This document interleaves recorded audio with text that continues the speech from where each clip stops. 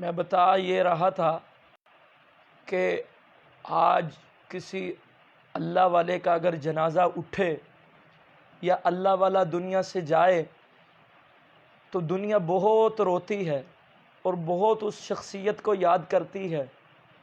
تو میں بھی یہی سوچتا ہوں کہ اگر میرا جینا مرنا دین کے ساتھ ہو گیا، دین پر میری کچھ نہ کچھ محنت لگ گئی، تو کل قیامت والے دن جب ہم یہ دنیا چھوڑ کر آخرت میں چلے جائیں گے تو ہمیں بھی کوئی نہ کوئی یاد تو ضرور کرے گا، جیسے آج اولیاء اللہ اکرام کو یاد کرتے ہیں۔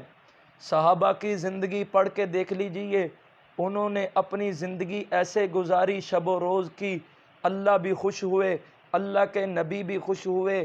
اللہ کا پاک پیغمبر علیہ الصلاۃ والسلام نے فرمایا، جس نے میرے صحابہ سے محبت کی اس نے مجھ سے محبت کی، جس نے میرے صحابہ سے بغض رکھا نعوذ باللہ من ذالک اس نے مجھ سے رکھا اور میرے اللہ سے رکھا۔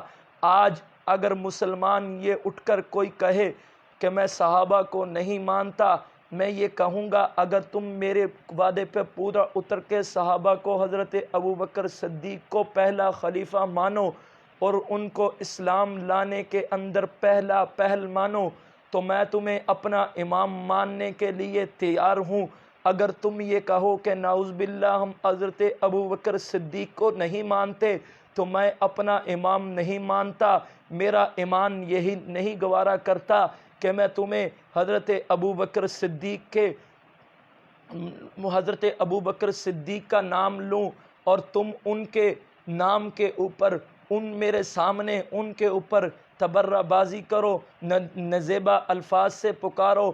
میری اور آپ کی ماں، امت کی ماں، حضرت ابوبکر صدیق کی بیٹی، حضرت ابوبکر صدیق کی بیٹی، باپ کا مقام بھی اونچا ہے، بیٹی کا مقام بھی اونچا ہے۔ حضور علیہ الصلاۃ والسلام نے فرمایا کہ میرے اوپر جب وحی اترتی تھی تو جس دن میری باری حضرت عمہ عائشہ صدیقہ کے گھر میں ہوتی تھی، حضرت جبرائیل علیہ السلام وحی لے کر آ جاتے تھے۔ اور میں یہ کہنا چاہتا ہوں، جس زوجہ کے گھر میں میرے نبی علیہ الصلاۃ والسلام کے اوپر وحی اتر رہی ہے، اسی زوجہ کو نعوذ باللہ آج ایک طبقہ اٹھ کر یہ کہتا ہے کہ ہم اس کو نعوذ باللہ نزیبا الفاظ سے کہتا ہے، ان کو پکارتا ہے، میرا ایمان نہیں گوارا کرتا، میرا ایمان نہیں مانتا۔ میں اپنے صحابہ پر کل بھی قربان تھا، آج بھی قربان ہوں۔ خدا کی قسم کھا کے کہتا ہوں، اگر اللہ مجھے اسلام کی دولت سے مالا مال کر دے، کلمہ نماز قرآن دے دے، میرے سینے کو کھول دے، میرے سینے کو تیز کر دے، میرے سینے کے اندر اپنی پاک کتاب، اللہ کی مقدس کتاب دے دے، تو میں اپنی زندگی تمام کی تمام زندگی اپنے نبی کے طریقے پر گزاروں گا اور آپ کے صحابہ کی ناموس کے لیے میں گزاروں گا۔ آپ کے صحابہ کی ناموس کی جنگ بھی لڑوں گا، صدیق کی صداقت کی جنگ بھی لڑوں گا، عثمان کی جنگ بھی لڑوں گا، علی کی جنگ بھی لڑوں گا اور عمر فاروق کی جنگ بھی لڑوں گا۔ ہمارا اور آپ کا مسئلہ کوئی نہیں ہے، ہم یہ کہتے ہیں حضرت ابوبکر صدیق کو تم پہلا خلیفہ مان لو، ہم تمہیں اپنا امام ماننے کے لیے تیار ہیں۔ اگر تم کہتے ہو کہ حضرت ابوبکر صدیق کو ہم نہیں مانتے تو میں اپنا امام ماننے کے لیے نہیں تیار۔ حضرت ابوبکر صدیق کا مرتبہ اور منصب تمام صحابہ سے اونچا ہے، تمام صحابہ کا رتبہ اور منصب ایک سائیڈ پر رکھ دیا جائے، میرے نبی علیہ الصلاۃ والسلام کا اس پاک صحابی کا منصب اور اس کا زندگی کا گزرا ہوا وقت ایک سائیڈ پر رکھ دیا جائے تو وہ تمام صحابہ حضرت ابوبکر صدیق کے مرتبے کو نہیں پہنچ سکتے۔ بس اسی پر میں اپنی بات کو ختم کرتا ہوں۔ اللہ تعالیٰ سے دعا کرتا ہوں، اللہ تعالیٰ مجھے اور آپ کو دین کے مطابق زندگی گزارنے والا بنائے اور دین کے مطابق اللہ تعالیٰ ہمیں چلنے والا بنائے۔ اللہ تعالیٰ ہم جو باتیں ہم نے کہیں سنی، اللہ تعالیٰ آگے تک ان کو پھیلانے کی اور دل کے اندر دین کا جذبہ اللہ تعالیٰ پیدا فرمائے اور ہمیں امت تک دین کو پھیلانے والا بنائے۔ آپ صلی اللہ علیہ وسلم کی ختم نبوت کی جنگ بھی ہم لڑیں گے اور سپاہ صحابہ کی جنگ بھی لڑیں گے انشاءاللہ۔ وہ وقت دور نہیں جب پاکستان کے چپے چپے کے اوپر اس ملک کے اندر رہتے ہوئے اسلام کا جھنڈا اور اسلام کا قانون نافذ ہوگا۔ آپ بھی دیکھیں گے، میں بھی دیکھوں گا، اور یہ آنے والی دنیا بھی دیکھے گی۔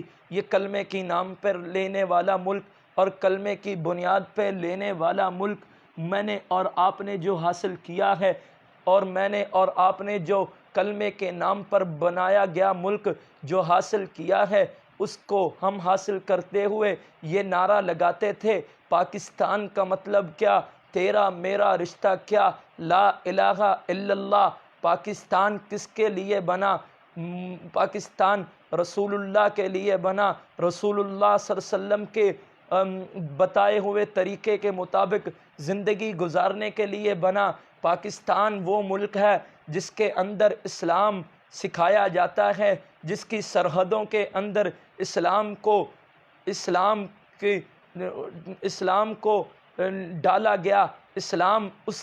اسلام کیا ہے؟ اسلام ہمیں کیا سکھاتا ہے؟ پاکستان سمیت دنیا کے بیشتر ممالک کے اندر اسلام پھیلا، کلمہ پھیلا، قرآن پھیلا، اور نماز اور ذکر اذکار پھیلا۔ صحابہ لے کے پھیلے، آگے تک گئے۔ کیوں گئے؟ کہاں گئے؟ آج دنیا جانتی ہے ان کو۔ آج آپ جا کر پیچھے پلٹ کے دیکھ لیں، دنیا کا کوئی ایسا ملک نہیں ہوگا جہاں صحابہ کی قبریں نہ ملیں۔ دنیا کے بیشتر ملک ایسے ہیں جہاں صحابہ کرام رضوان اللہ تعالیٰ عنہم کی قبریں ہیں۔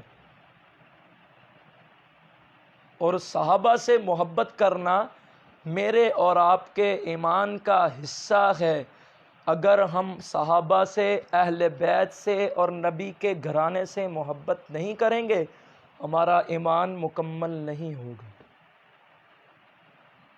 ہمارا ایمان مکمل نہیں ہوگا۔ تپتی ریت کے اوپر جن کو لٹایا گیا وہ صحابہ تھے، جن کے جسموں کے ٹکڑے کیے گئے وہ صحابہ تھے، جن کو گرمی کے اندر، سخت دھوپ کے اندر لٹایا گیا وہ صحابہ تھے، جنہوں نے اپنی جانیں دے کر اس دین کو پھیلایا وہ صحابہ تھے، اپنے بچے یتیم کروائے وہ صحابہ تھے۔ آج مجھ سے کوئی پوچھے کہ صحابہ کون تھے اور کیا کرتے تھے، میں یہ کہوں گا کہ صحابہ وہ ہیں جنہوں نے مجھ تک اور آپ تک دین پہنچایا۔ صحابہ کی چوکی داری، صحابہ کے ناموس کی جنگ انشاءاللہ قیامت کی صبح تک ہر مسلمان لڑے گا۔ تحفظ ختم نبوت کا یہاں قانون بنے گا، سپاہ صحابہ کا بھی قانون بنے گا۔